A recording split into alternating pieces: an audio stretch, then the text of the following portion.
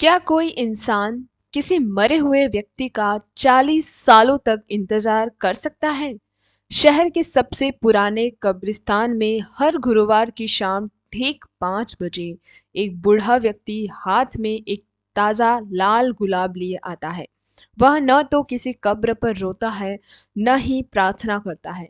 बस एक बेनाम पत्थर के पास बैठ जाता है और 2 घंटे तक हवा में बातें करता है।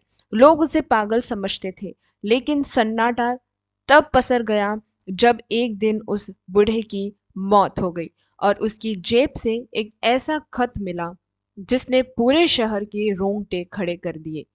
उस खत में एक ऐसी प्रेम कहानी छिपी थी जिसे सुनकर आप प्यार शब्द का मतलब ही बदल देंगे।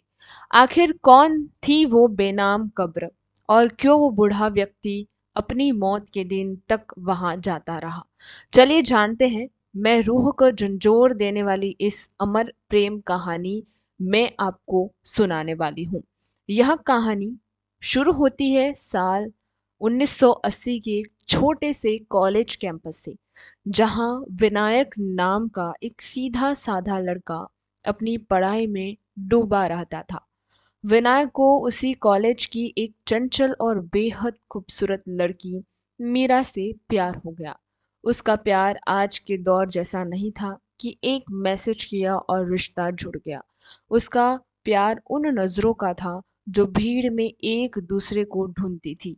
विनायक रोज मीरा की लाइब्रेरी वाली मेज पर एक गुलाब और एक छोटी सी कविता छोड़ देता था।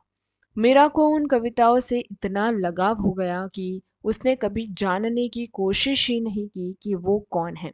उसे बस उस एहसास से प्यार हो गया था। लेकिन किस्मत को कुछ और ही मंजूर था। मीरा एक बहुत रईस खानदान से थी और विनायक एक गरीब घर का लड़का।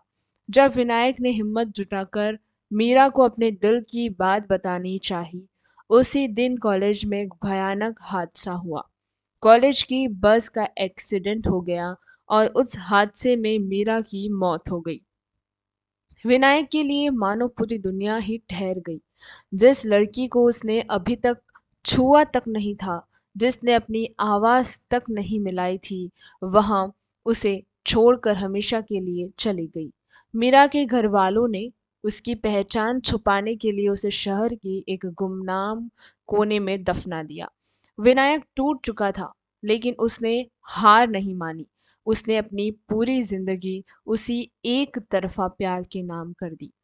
उसने कभी शादी नहीं की, कभी कोई सुख सुविधा नहीं ली।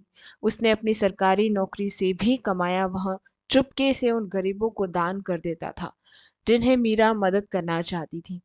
40 साल बीत गए, शहर बदल गया, इमारतें खड़ी हो गई, लेकिन विनायक का वो नियम नहीं बदला। वह हर गुरुवार उसी बेनाम कब्र पर जाता और अपनी पूरी हफ्ते की बातें उस पत्थर को सुनाता। उसे यकीन था कि मीरा उसे सुन रही है। उसकी डायरी में लिखे अंतिम शब्द उस रहस्य को खोलते हैं जो किसी ने नहीं सोचा था। मरने से एक रात पहले विनायक ने लिखा था कि लोग पूछते हैं मेरा प्यार अधूरा क्यों रहा, पर सच तो यह है, मेरा प्यार कभी अधूरा था ही नहीं। मैंने मीरा को कभी खोया ही नहीं, क्योंकि वह मेरे हर सांस में, मेरी हर दुआ में जिंदा थी। जिस दिन उस बूढ़े विनायक की लाश उसी कब्र के पास मिली, तो देखने वालों ने देखा कि उसके हाथ में वही लाल गुलाब था और उसके चेहरे पर एक ऐसी शांति थी जैसे आज 40 साल बाद दो रूहें मिल गई हों।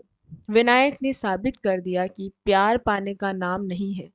प्यार तो वह इबादत है जो वक्त और मौत की सीमाओं को भी पार कर सकती है।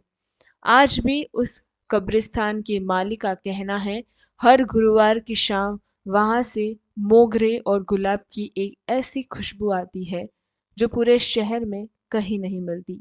यह कहानी हमें सिखाती है कि जिस्म तो मिट्टी में मिल जाते हैं, पर जो रूह से किया गया प्यार होता है वह कायनात में हमेशा के लिए अमर हो जाता है। आपको ये कहानी कैसी लगी, ये हमें ज़रूर बताना, और पसंद आए तो चैनल को लाइक, शेयर और सब्सक्राइब ज़रूर कर देना। धन्यवाद। आज के लिए इतना ही।